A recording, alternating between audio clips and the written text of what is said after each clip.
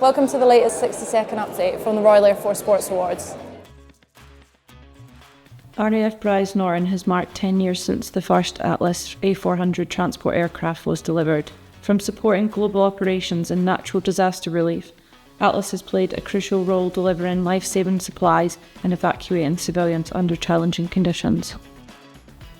Exercise Athena Phoenix has tested medical personnel from Tactical Medical Wing and 612 Squadron on complex medical training scenarios alongside USAF personnel from the 911th Aeromedical Evacuation Squadron.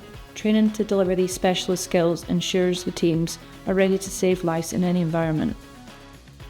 The RAF Sports Awards celebrate incredible achievements by the RAF sporting community.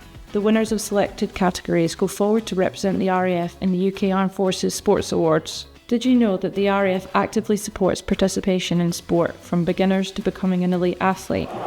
That's everything for this week. Thanks for watching and we'll see you next time.